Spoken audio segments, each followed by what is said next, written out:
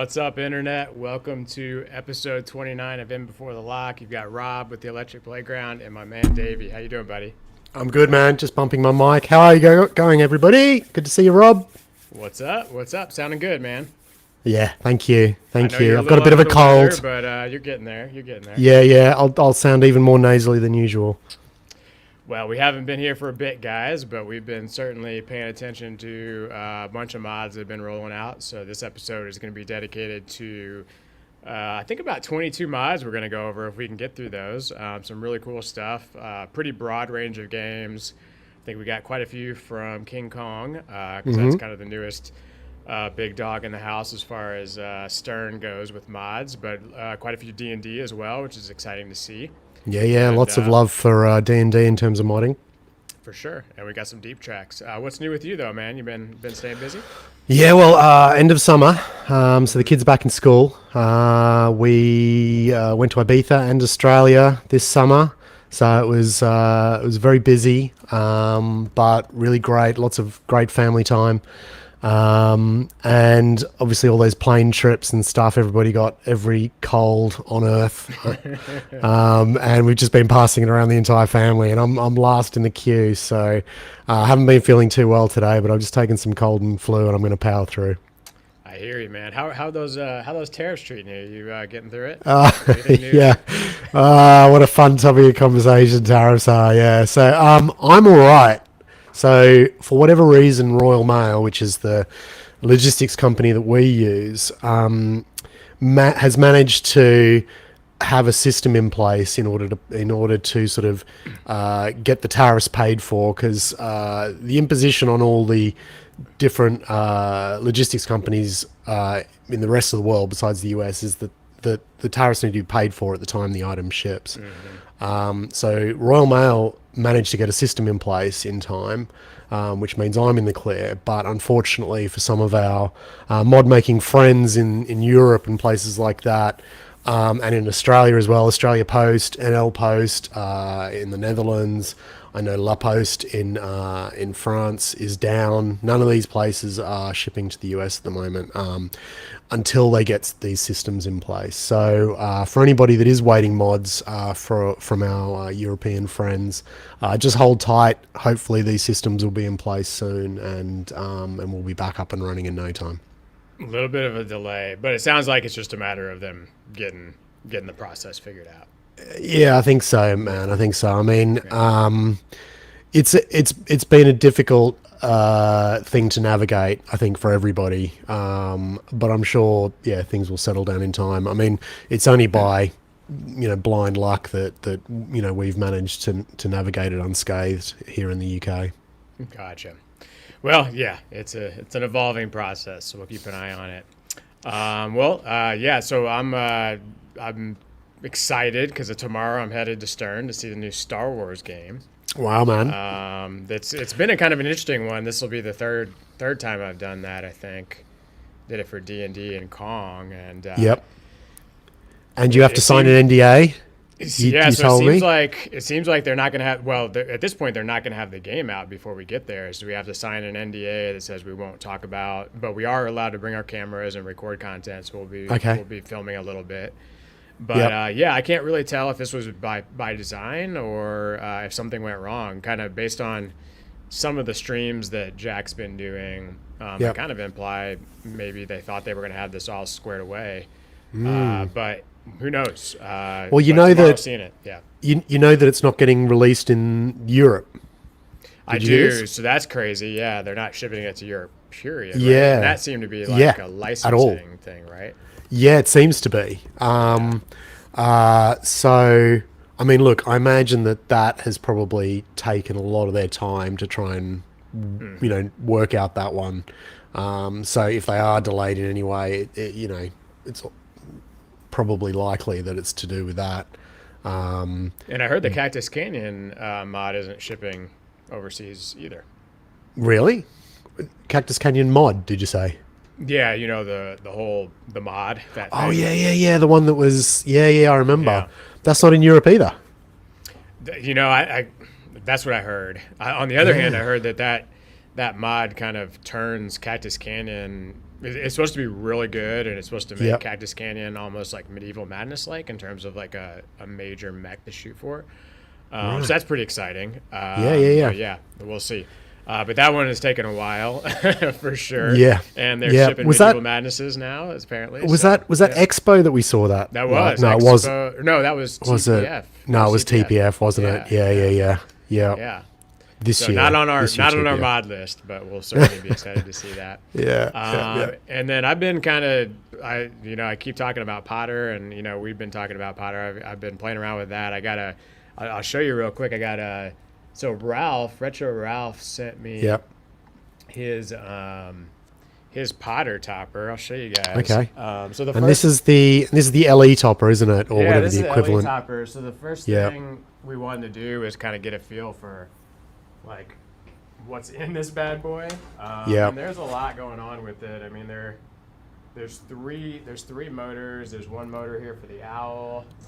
There's another motor here that something spins around the tower, and then there's a motor behind this guy. But what's cool about this is like it's got a really nice profile. It's got a really nice profile. Your camera's just gone dark, my man. Oh, did it? Okay. Okay. You don't get any more of that. There it is. Yeah. But it's So got a you've- cool profile. Yeah. Yeah. So you've already done work on this. I took some walls off of it. Yeah. Yeah. But let's talk about that because it looks so much better It without. does, man. It's like it looks like I think that's what was missing was just getting a feel for the castle, and Yeah, it also just yeah. made it really dark. Yeah. I don't know. The walls didn't work for me. It's very easy to remove the walls. There's no LEDs attached to the walls. Yeah. Probably take about half an hour to do it. Easy to put back on. So if I don't have the game again, Ralph was kind enough to send it to us so we can start kind of playing around with it. Yeah. And then Davey, you and I have had a couple email threads and WhatsApp threads about it. I mean, on one hand, we're both just kind of waiting for our games too, right? Because I can't Yeah. hook this thing up, or at least I'm not going to hook it up and burn it up. So Yeah. I have to wait on Yeah. that. Yeah. No, I mean it's. Look, I think it's crazy, isn't it? Because look, I think JJP have sort of got this habit of boxing in their toppers. And sometimes it works and sometimes it doesn't. I mean, I think you were saying that you liked what they'd done on Avatar in terms of sort of boxing it in and making it sort of more of a That did diorama work. type effect. Yeah. But for this, like, I think it's just night and day how it looks without those walls. I mean, if you wanted to do a very easy fix on this topper, just remove the walls and it's already like 100% better. But it's crazy that how many motors, how much electronics, how many a lot in LEDs it. are in this topper, Yeah. and how underwhelmed everybody was with it. So there's obviously a fair amount of stuff in there, and it just doesn't cut the mustard, does it? Yeah, So- I mean the castles themselves are molded plastic, like the molded plastic that you replaced in the back of Godzilla. Very similar to that, even a thinner material. Yeah. The light show isn't real special. There is the the projector that goes up on the ceiling, but it doesn't do too much. So I don't know. Yeah. I think the bones are there. I'm excited Yeah. to explore doing some things with it. Yeah. But we'll see. It's on its own timeline for sure. But you may see more progress from us. Yeah. We kind of Yeah. debated talking about it, so we're not trying to overhype it necessarily, but definitely Yeah. we're putting some thought into it for sure. Yeah. And we'll probably be talking about it more over the next couple of months. So, we'll probably have some dedicated shows where we sort of look at it and brainstorm. But really, we just want to delay all that until we can put more effort and work into it, essentially, right? Definitely. So, Well, but just getting back to Potter mods, just yeah, quickly, yeah. I think that there hasn't been any Potter mods released yet, as far as I know. Do you know of any? No, but I think maybe you were telling me. I think there's been some stuff with like them telling people not to sell, or what's up? Yeah. Oh, yeah. So, okay. Oh, well, there is some. I think the usual sort of suspects have sort of been released, like shooter plates and things like that, and flipper toppers and things. But there was definitely some chat on Pinside over the last 2 weeks about people who had been sent cease and desists for shooter plates that bared the HP logo, which is really interesting, I think, in terms of the fact that a shooter plate is a very low priced item. They're not, this is not a big mod. What it does mean is that the Harry Potter copyright police, or the people who, are out there making sure that everybody,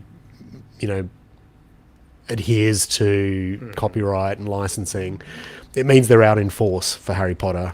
And whether that's just an automated system that's like just generally scanning for all Harry Potter infringements and sending the stuff, or whether it's specifically people on the lookout for mods within the Harry Potter pinball machine space, I don't know, but it's certainly something to consider for all mod makers who are looking to sort of do mods for this title. And it means you will, as always, make sure that you stay, clear of copyright infringement on this one. Yeah, I mean, doing a cursory look at Etsy, which is always good to just kind of see what's going on, because obviously these major companies are looking at Etsy a lot closer. If you search Star Wars, you're going to see the Star Wars logo quite a bit on Etsy, and I just did a cursory look at Harry Potter, and I don't see their logo on there at all. So that's obviously interesting. something that they maybe are pretty aggressive. Aggressive about. Yeah. Yeah, I mean, I've been contacted by a couple of mod makers, and I won't sort of mention any names yet because they sort of haven't given me permission to, but just sort of, I guess, hashing out what it would mean to do certain mods within the Harry Potter space. So obviously Harry Potter is a pretty wide-ranging story. There's lots of different characters, lots of different artifacts and bits and pieces within that space. And it's interesting to sort of try and work out whether, like, let's say the train, right? The Harry Potter train. If you were to recreate the Harry Potter train as a mod, would you get done for copyright infringement on that? Like, do they have very strict imagery protection on that device or whatever it's called? And that can extend to lots of things, kind of the shape of the wands, the Quidditch fields, the uniforms, the shields, all this kind of stuff. So I mean, it'll be interesting to see and to understand and to explore how much of this stuff can be done and how much of it can't be done. Yep. Well, we're getting a couple comments from Enzo, and not only is this statement true, but there is also restrictions on our intellectual property. So if you guys are thinking about hitting us up for some mods, let us know ahead of time. You may get a cease and desist. Thank you, Enzo. Yeah, man. I guess that covers everything non-mod related, except for we are going to be at Expo, so just kind of keep that in mind, guys. Excited to see a lot of you guys out there. Davey, are you bringing anything with you? You got anything special going on? I think no. As usual, I like to fly around without having any restrictions on my movements. No booths for me. I think as usual, I'll be just hanging around your booth, making a nuisance of myself, Rob. But we'll be doing a seminar with Bart from Masters of Pinball. We're going to do a seminar I think we've titled it, So You Want to Be a Mod Boss, How to Make Money from Modding, or something like that, or How to Become a Millionaire from Modding. We tried to make it, really punchy title. But essentially what we're going to be doing is just talking about as many different areas of what it means to be a mod maker. Anything from as exciting as 3D modeling and sculpting, right down to inventory management, keeping track of a workshop, employing staff, logistics, all that boring stuff that's actually really important to get right. We're going to be trying to cover all of it in an hour, which should be fun, and we'll probably have to skip over some stuff, but Bart's a really lovely dude. Always like hanging out with him. We've not had him on the show, have we? I don't think. No, we should. Is he the one that did that chimichanga mod? That's the guy, man. So that's much? the guy. Okay. Yeah. Cool. It's a very lovely dude. I think you would have met him at, was it Expo last year? I don't Did you know meet that Bart? I have, or at least I didn't know who he was at the time. But Yeah. Well, I'll make yeah. sure I bring him over and introduce him. Lovely dude. His girlfriend was with him last year as well. She's also lovely. But yeah, we'll get him on the show at some point, and make sure if you are at Expo to come along and see the seminar and to ask all your questions. Always what love to day get. and time is that? Do you recall? Absolutely no idea. Absolutely no. Yeah. No, I need to. I need to ask Rob Burke when that's going to happen, because I've got no idea. All right, cool. Well, so let's go ahead and dive in. We've got links to all, if not most, of the mods that we're going to be presenting today. I think there's one missing link. We may not get them to them all. We're going to try to keep it to an hour, guys. But to officially kick this off, and I don't know if we've done one of these in a while, or even if all. This is the most we've covered. So let's give it its due.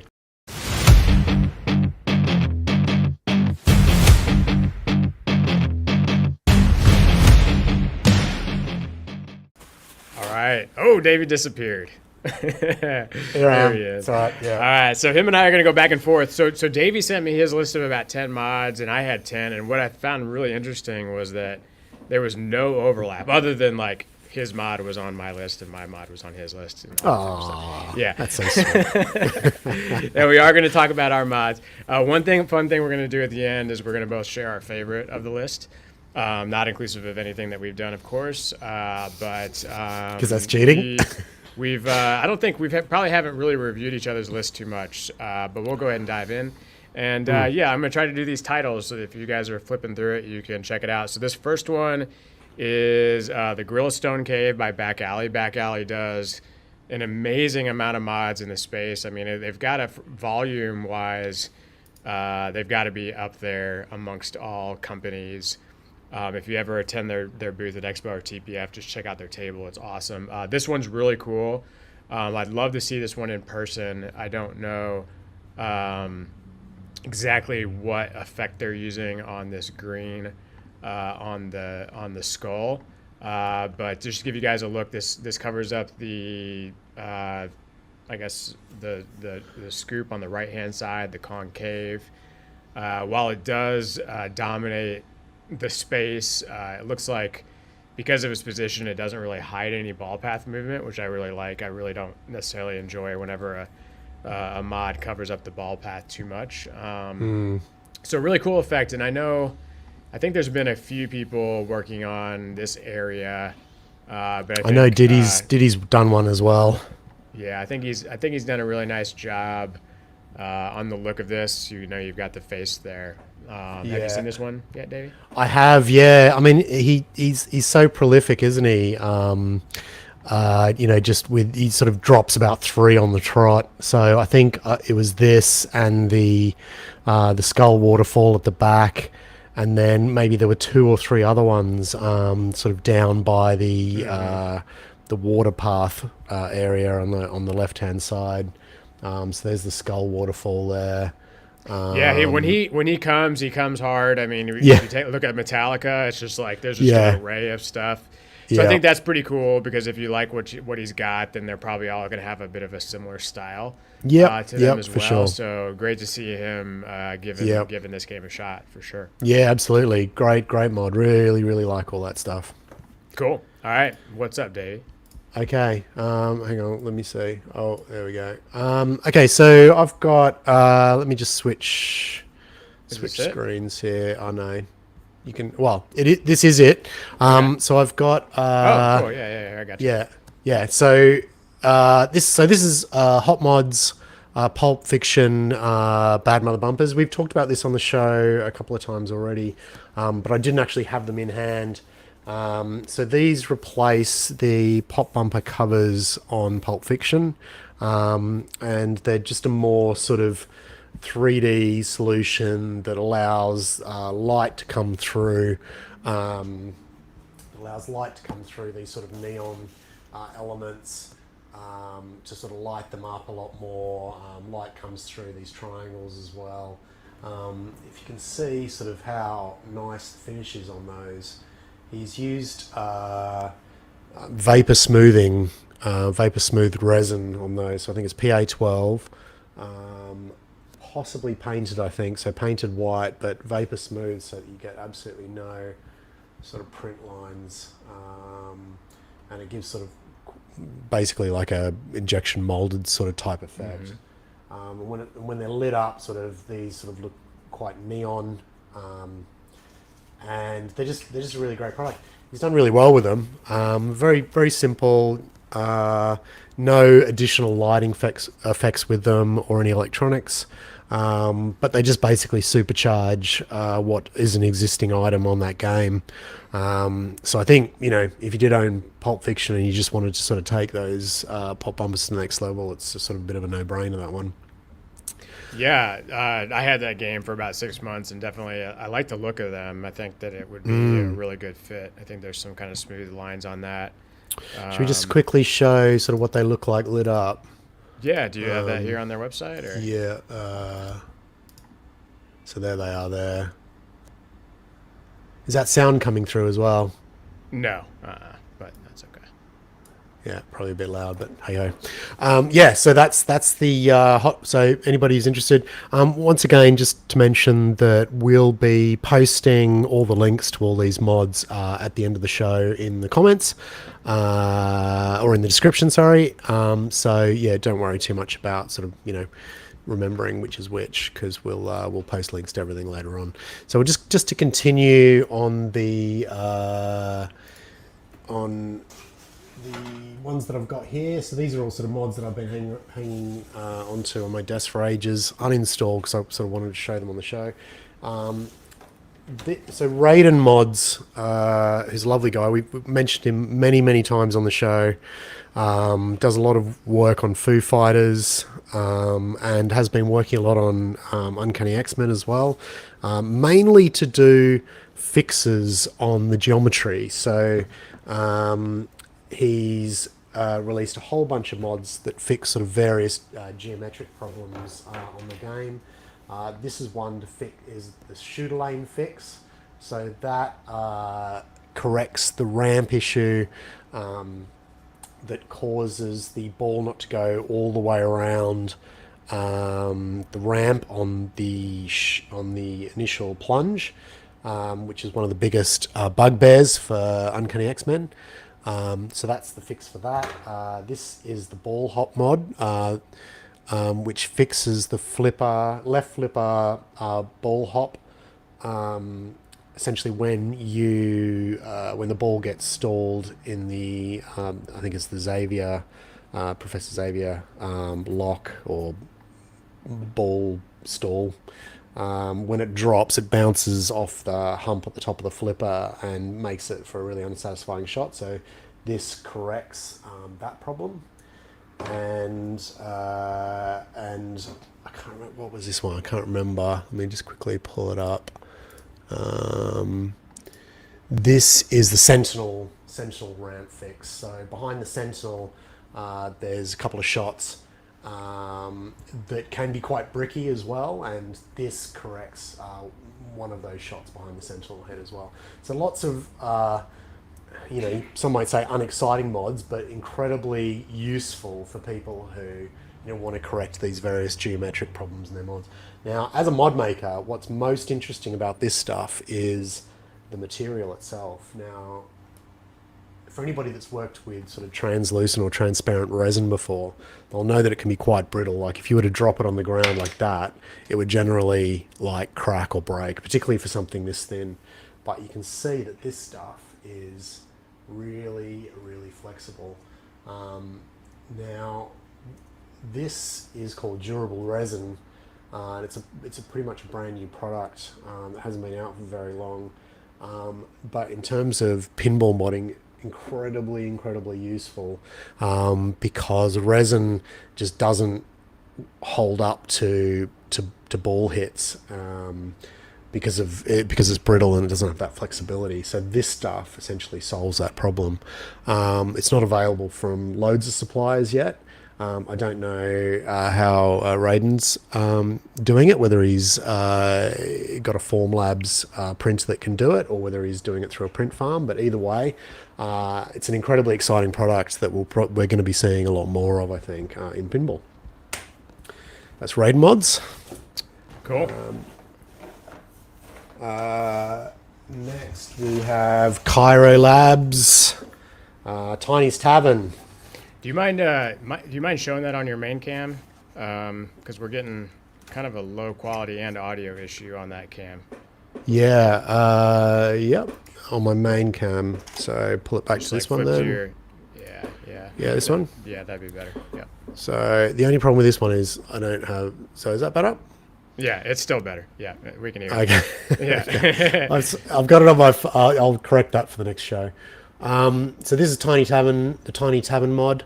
It's by Cairo Labs, a guy called Kyle Sorokel on Pinside. This is not his first mod, but it's his first mod that has sort of like just done really well. I think he has done 150 of them. There's people on the waiting list for them. He's still got a main job and a young family, so he's pretty observant not to stretch himself too far, so he's kept his list quite short. But a lot of people are still wanting this mod, so Kyle is he's one of the US's hot modders at the moment. And you can see why, because this is just an incredibly good effort by him. It's got, a really great sculpt, really great painting.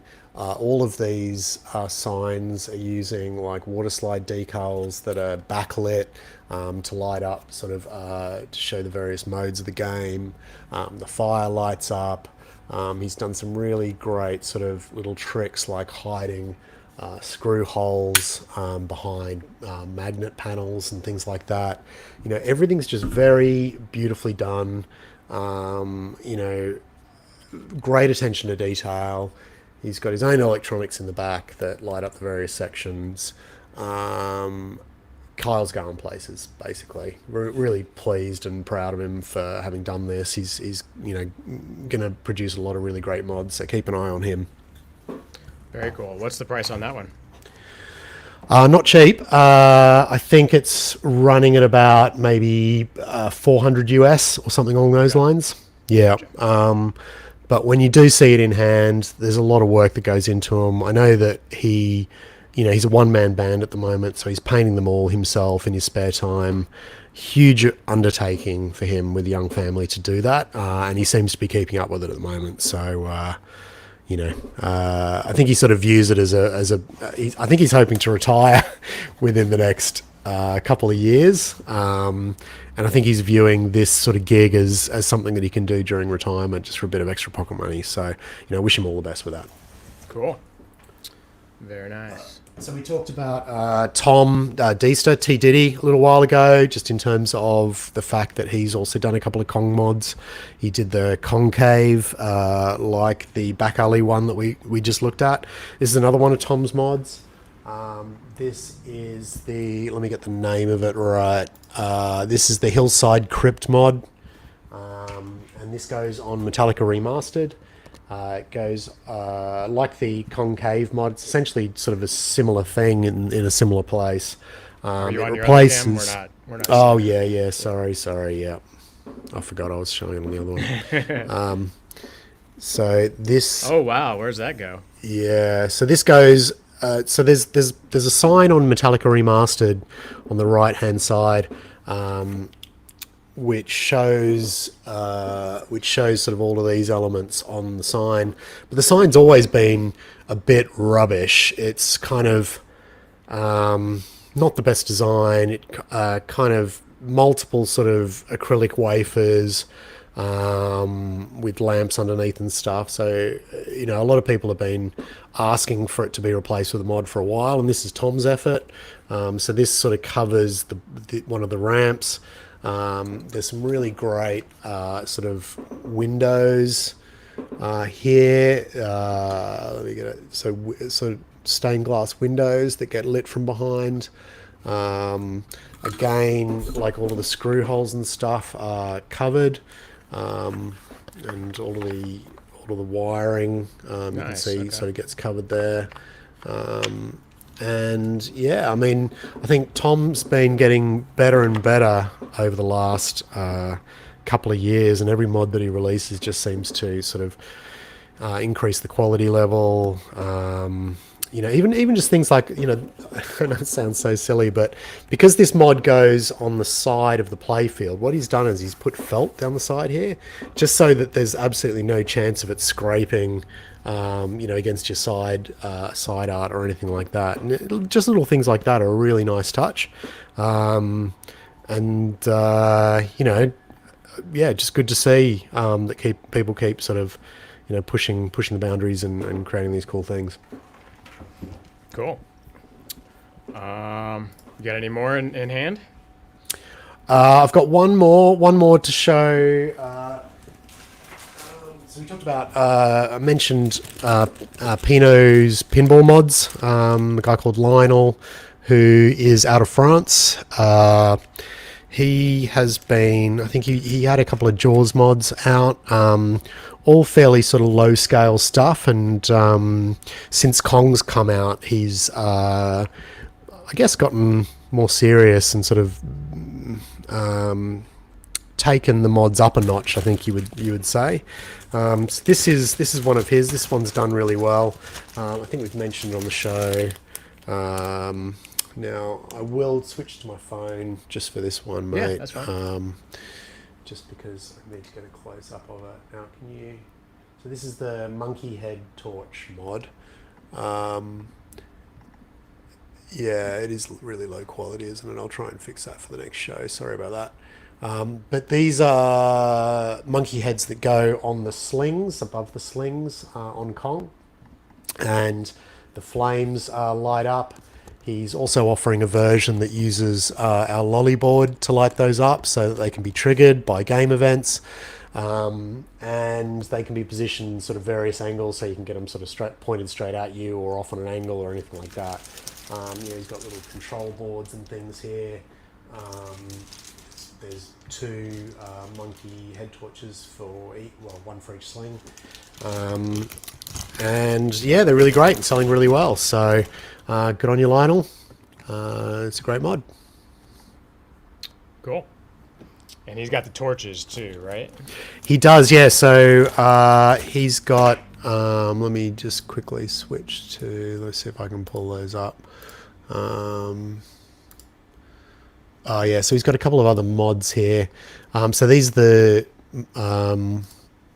torches that go on the Gong, and you can see here in this particular version that he's showing there.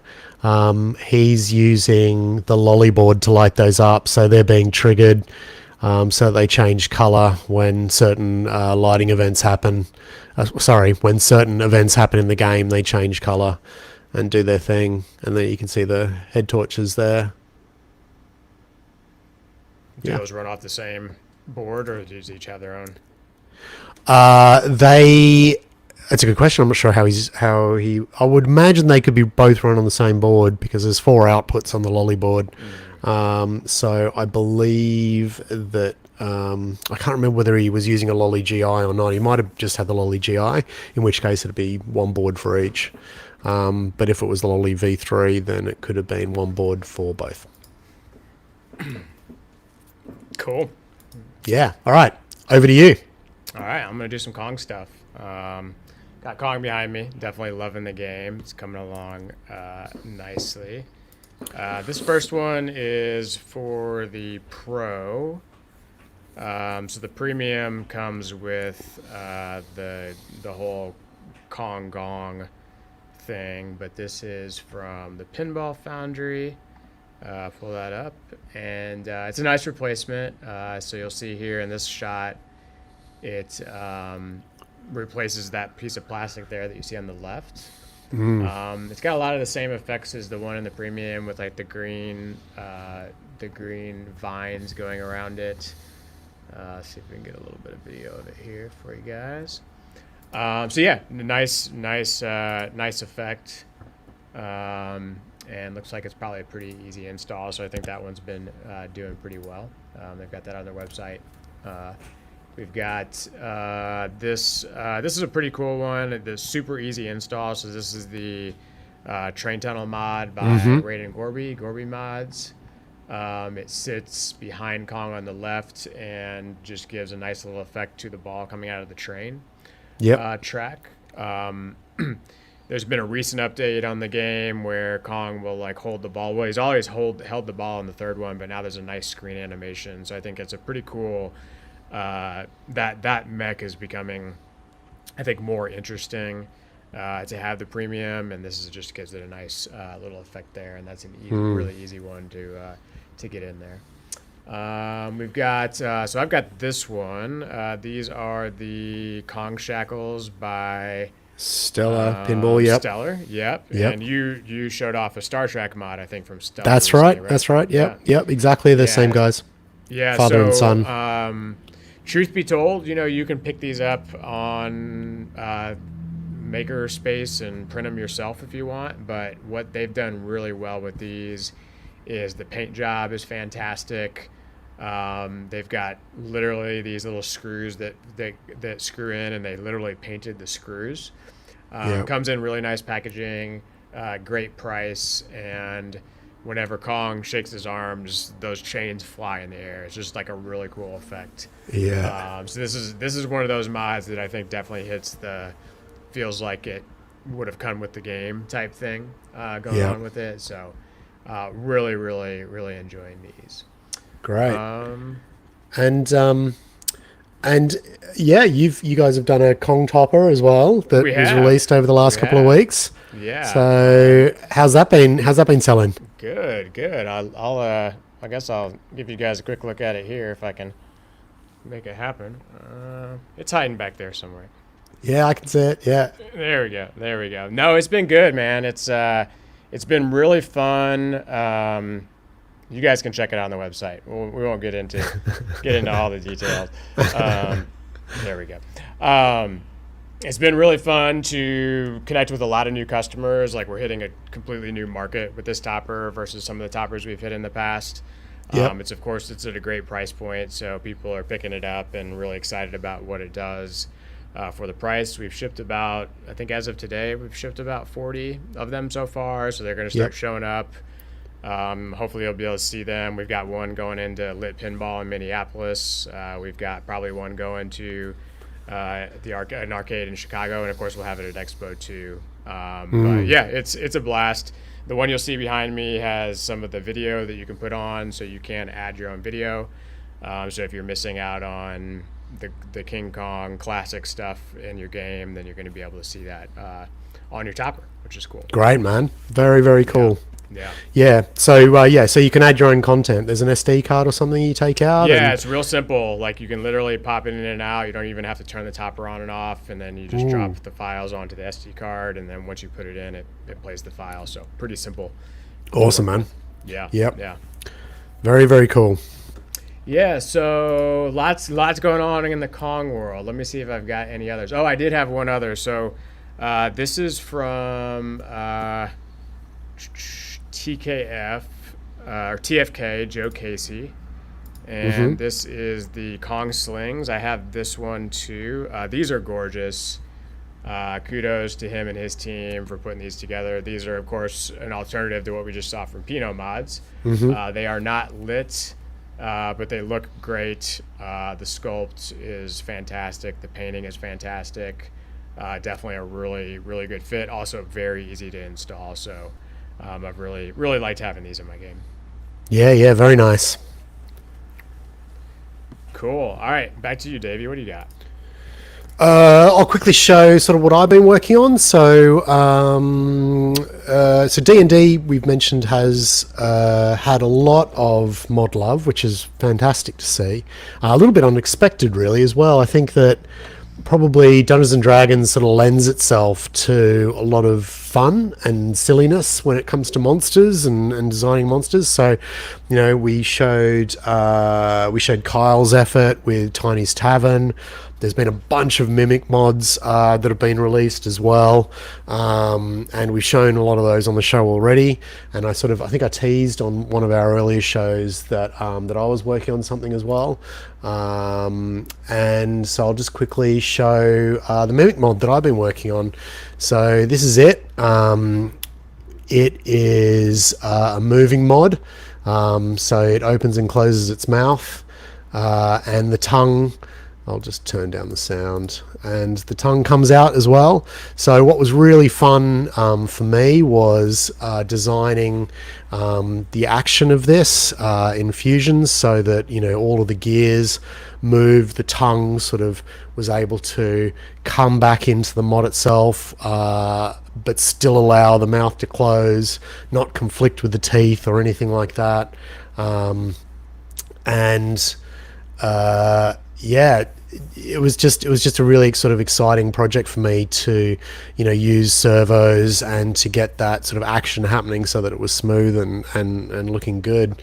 Another really interesting part about this as well is that we've extended the functionality of the app so that the servo control is a lot more controllable for the user. So we've now got a slider that can record the movements through the app. So if you wanted to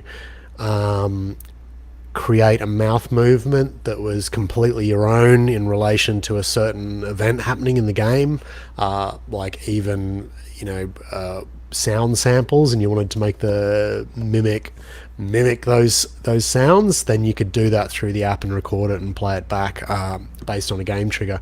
So there's lots of really sort of cool features that we've built into this mod that I'm really excited about. It's fantastic, man. I'm a big fan of this one. I think you nailed it on a lot of levels. I mean, lighting wise, the paint job is incredible. It seems like you're kind of pushing some boundaries in that area too, and the finish looks great. I didn't realize it was customizable too, so that's amazing. Yeah. I mean, I think, obviously we've been working a lot with Melvin from Dutch Pinball in relation to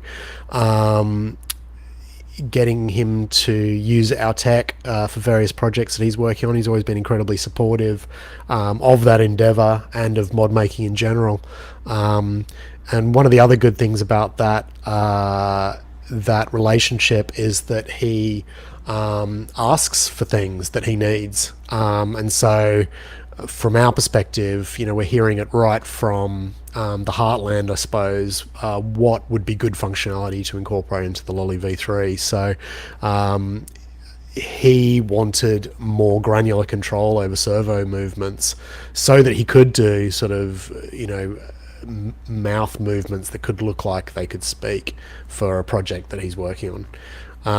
So based on that requirement, we sort of built that into the app, and that, you know, the cool thing about that is then once that's built and given to him for his project, we can then open that up to, you know, all of our existing customers so that they can then use it on all apps on all mods that are, you know, that support servos. So yeah, very, very cool. Very excited about the direction that this mod has taken us in.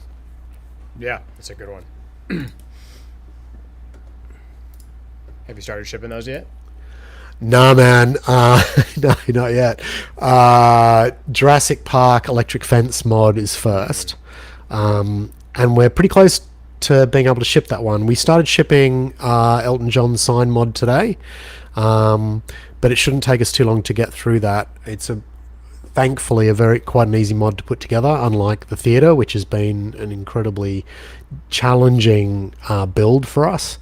and the theatre will be ongoing for a while just because of the numbers of orders we've got for it. Elton will be finished soon. Once that's done, we'll be able to move on with Jurassic Park. Hopefully that won't take too long either, because it's not that challenging a build. And then after that, we'll be moving on with the Mimic. So I'm hoping maybe 3 months or so before we can start shipping those out.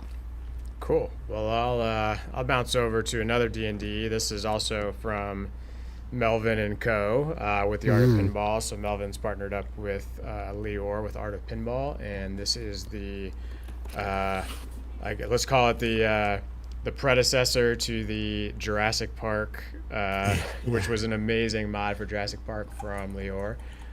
This one is awesome, and if I recall, the price is definitely very fair for a Lior mod. I think this is around the $400 or $500 range, so definitely seems to be a good price. It looks great. Have you seen this one, Davey? I have, yeah, and I chatted to Melvin about it as well. So the interesting thing about this is that they're using a technique. Well, it's all vinyl, and the paint is, because the first thing I asked about this when I saw it was how resilient is it going to be to ball hits? Because as we've talked about loads on the show before, one of the sort of the most challenging sort of frontiers in mod making is building a mod that can withstand ball hits, and very few people have sort of managed to achieve it. There's the Theatre of Magic Unbreakable Trunk that's done it. Lior's built bash toy mods before that haven't managed to survive ball hits.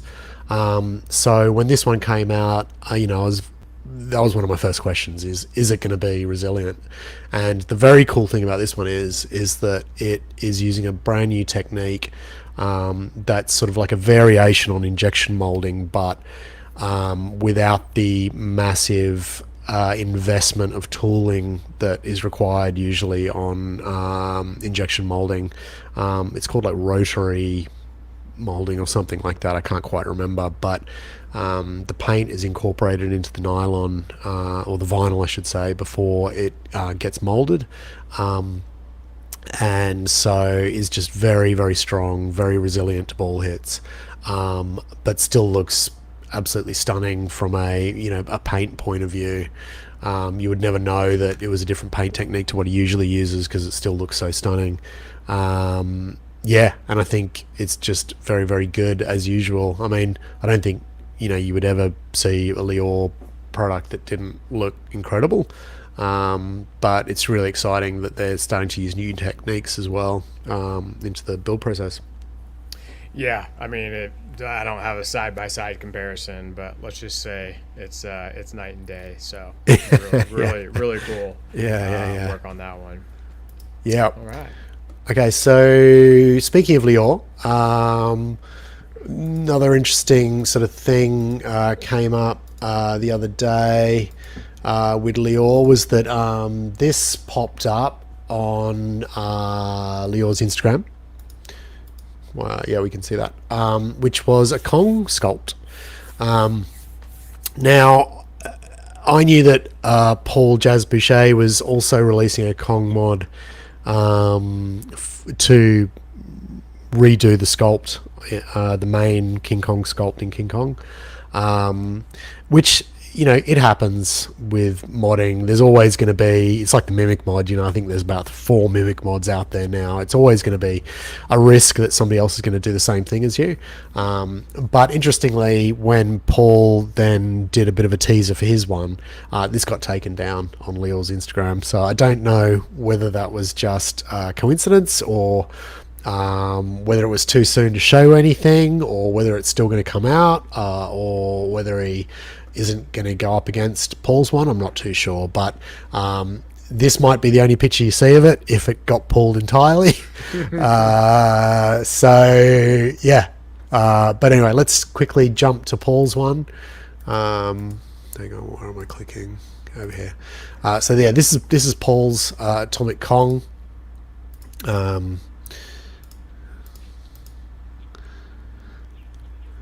Look at this. So this is Atomic Kong. This is Paul's version of Kong. It was meant to replicate how Kong looked on the back glass. Mm-hmm. So I think he's gotten the expression really close to how Kong looks in the game. I think sort of the accuracy on sort of the look and feel is quite good. I think he's got sort of the cuffs sort of automatically built in to this version as well. Really nice paint job, and I think he's done a good job. Yeah, and have you did you work on this one at all, or? No, I haven't worked on it. But I do think he's looking to uplight it. So we'll probably put a lolly board with it to manage that uplighting. I was really keen on sort of having some flames around him, which is very similar to how the LE back glass looks. Probably can't see it back there. But essentially, King Kong on the LE back glass has flames all around him, so I was like, oh, we'll chuck some flames on him. Because the challenge with this one was that, unlike Atomic Godzilla, where you could light up his spines and his mouth, there's nothing really to light up on Kong outside of auxiliary lighting around him. So we're having to add all those things after the fact. So at the moment, we've sort of built a sort of like a horseshoe LED strip to give him some uplighting. And there's also talk of potentially building in some roving spotlights as well that are controlled by servos, which I think would look amazing if it could be pulled off. And I mean, that would be a very cool mod just to put anywhere in Kong anyway, regardless of whether you were adding the sculpt or not. A roving sort of spotlight effect in Kong would just like take it to the next level, I reckon. Cool. Yeah, looking good. So lighting TBD on that one, because I think this one's pretty early, right? Yeah. It was just I mean, I think I sent him some PCBs for the LED PCBs the other day. So I'm sure he's probably going to be sort of showing some more lighting effects over the next couple of weeks. Cool. Well, I got a couple other D&D mods. This is the... Where's my button? Dragon Cave by Reflex Mods. Do you know these guys? Yeah, I don't know them personally, but I have seen the cave, and yeah, it's look, there's the night and day comparison with your dragon, from before. Yeah, so this is the factory dragon, but we have the cave that goes around him, which I think there is a cave of some kind, but it's pretty basic. Yeah. Again, we've got this kind of effect. Let's see, is that the? I think is that the original, and then this is his. I can't tell. Yeah. But it looks great. And I recall that being kind of underwhelming, just like kind of a big piece of plastic with some light shading on it. So. I think no, it's a pretty rubbish sort of cave, really. Yeah, I mean, D&D is a bit of a funny one. I'm really enjoying it, but there's loads. I mean, you were talking earlier about not liking mods that cover up sort of whole sections of the game so that you can't see ball paths. Like D&D, just the entire game is covered. Yeah. But the stock version of the game, you can't see. You can't see crap. Not because of mods. Yeah. No, not because of mods. Like the cube's covering the right-hand side, the dragon's covering most of the left-hand side. I really enjoy it as a game, way more than I thought I would when I first played it at a show. I thought I wouldn't enjoy it at all, but I am really enjoying it, actually. And there has been a couple toppers floating around. Definitely, I think this has been one of the more successful, or at least more mentioned ones. This is by the Pinball Scientist. So the Pinball Scientist, I don't remember his name, but he was at Expo a couple of years back and has done some cool things like the EM Scorekeeper, which is like a little module that goes on your EM game for keeping score. But this is pretty cool. It's got a lot going on. The lighting is really nice. Obviously, a lot of sculpts. Done a great job of, I'll analyze it on an IP level just because I'm a topper guy. It seems like he's done a great job of navigating how to deal with that. I'd love to see it in person. I think it's got a great effect, and it seems like he's doing really good with it. Yeah, very cool. I've not seen that one. Yeah, it's cool. All right. What do you got, Davey? I'll pass it back your way. Okay. So let's quickly go back to. Okay, cool. Hang on. I'm going to need to pull up hot mods. 2 secs. Sorry, buddy. Take your time. Nobody wants to see Angela right. Oh no, that's not that one. That's the wrong one. I can go. I'll go while you look for it. Yep. I got another back alley. Alex sent this one my way. This is pretty cool. So these are replacement guns for Cactus Canyon. Nice. Earlier. So these are really nice. I mean, speaking of covering ball pass from the factory, you've already got that in this game. This is not a new covering of ball pass. This is a replacement covering. Yeah. But gives it a really, really nice effect. I wish there was a picture of the original one to see in here. Let's see, they might come in here. But, I mean, they look great. Yeah, really nice. Really, really well priced for what they are.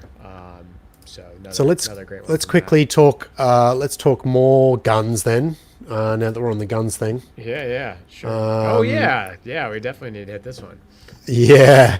So this is probably one of the most anticipated mods that people have been waiting for ages, and it is a shooter replacement. Shotgun handle shooter replacement for Evil Dead.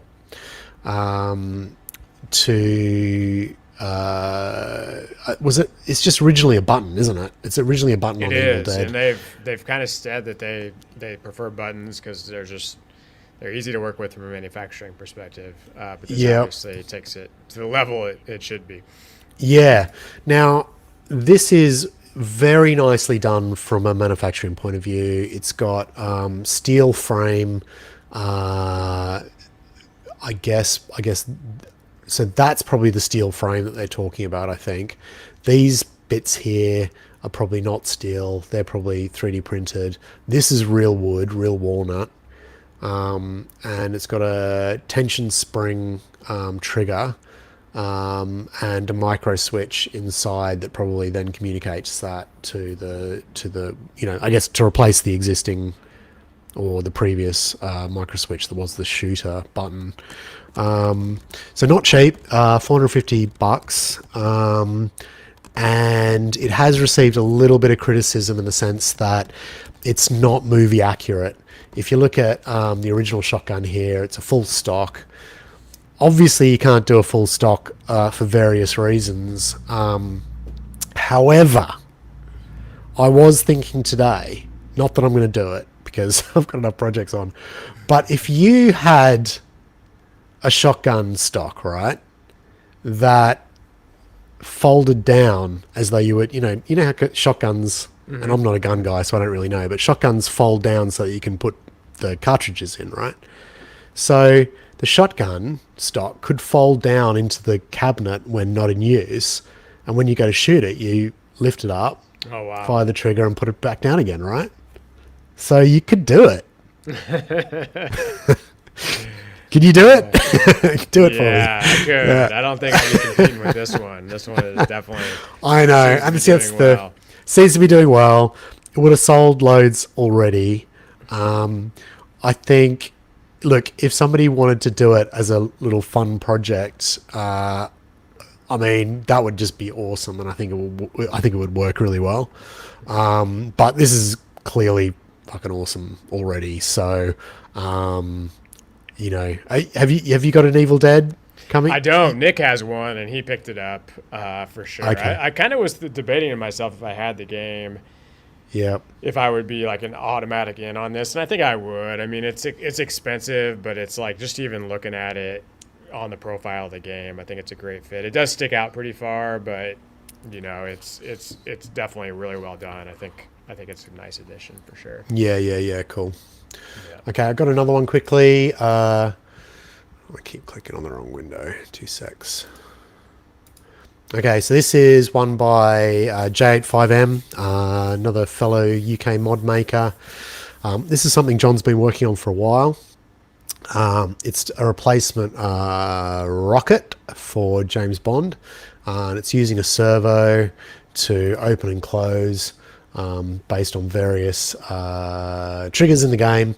So it opens up, rocket shoots out. So this is a lot more movie accurate to how it sort of actually is in what is it, Moonraker? Is it? I think so. Yep. Yeah.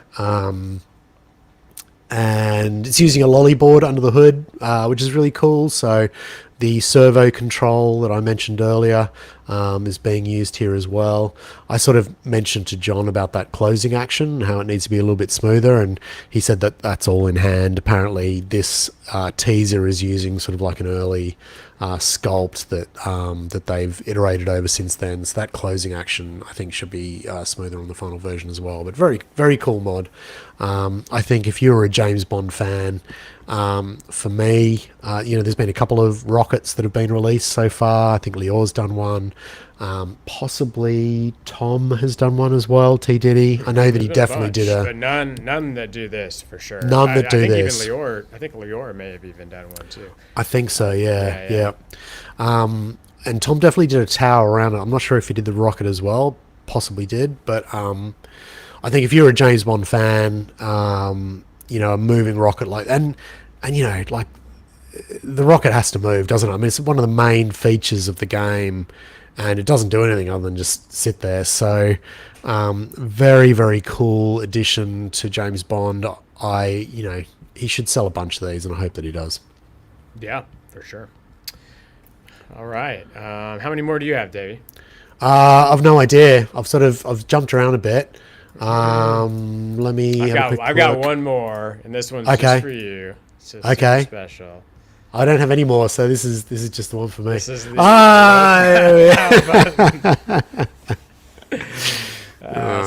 Davey's main complaint with the P3 system is the buttons sticking out, so you can kind of see in this image, and that is pretty gnarly.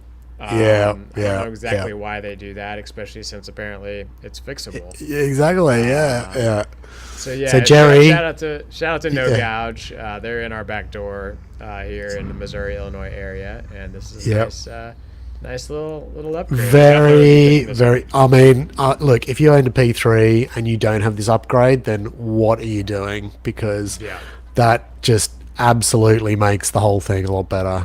And I'm so sorry, Jerry, that the amount of R&D and effort and work and late nights and overtime and everything that you put into, and this is the thing that I harp on about, like, what an asshole, basically, that this is my main complaint. But honestly, I just I think it's silly, but one of the biggest complaints people have with P3 is that it doesn't feel like pinball.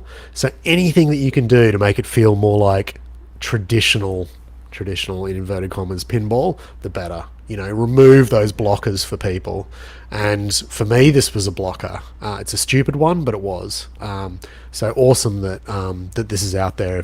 I didn't know this existed, but I think because I just assumed there was like a technical reason that it couldn't be flush. Well, I think it's always been said that it was the position of the screen on the play field, because screens obviously have to have a certain depth, and because that depth was in the way of where buttons would traditionally be pushing leaf switches, then it wasn't possible for whatever reason. So maybe they've just built in just a similar type of thing, but embedded into the depth of the pinball cabinet, so that it doesn't actually protrude into the screen. That's probably how they do it. Yeah. But awesome that they have done. I think, Jerry, if you're listening, put them on all your games from now on. All right, well, everyone, thank you so much. I think we probably got to 20 in there some way, somehow. But really cool. I think we're kind of caught up on new stuff, although with all that said, there's a bunch of stuff that I'm even seeing right now that we've missed. So for anybody that's making mods out there, we appreciate you. Sorry we didn't get a chance to hitting you guys up, but we'll be coming back with more soon. Davey, any final Star Wars predictions? You think we're going to see anything in particular? Well, they're talking about a Death Star and a Millennium Falcon, aren't they? I really hope there's not a Death Star, to be honest. Like, number one, it's just a ball at the end of the day, Yeah, right? yeah, Like, yeah. There's only so much space to make that grandiose, as in no space. yeah, and Yeah. they've done it before. If they put a Death Star in there, like, that is a massive miss for me. Like, why do the same thing twice or thrice even? Did Data East also have Yeah, one in their it game? seems like it's been hit a So, lot. Yeah. so if they do that, you know, yeah, I'm going to be the first one to say that they've fucked up. It's going to be tough to wow, but I mean, I'm excited because like I get to see it without having seen anything. You know, I'm going to walk into this room and like there it is, Mate, for the first time, so. I'm a massive Star Wars fan. Like A New Hope, or too. as you know, or Star Wars as I knew it as a kid, right? Is, you know, just blew my mind when I saw it as a child. So I've always wanted to have a Star Wars pin that I absolutely love, but I don't love any of them really. You know, none of them speak to me in that way. None of them make me really feel Star Warsy. You know, so it'd be great if somebody nailed it, but you know, maybe it's unnailable. So curious I to don't know. see what that main mech is. Like, what is the main thing? Does it deliver? Is it part of the storyline? Does it feel like it's like part of the Star Wars universe? And also just his stern pushing boundaries in a couple of areas, like the playfield, but also the LE. Like, I think that they really need to like make this LE like Yeah, I completely agree. desirable, because it's like I love Kong, and like I thought to myself the other day, like because I like Kong so much, would I want to pay the price difference for the LE even though I have the premium? And it's like it doesn't move me into that No. desire area. No, they Which need is to an address issue. that problem, I think. Yeah.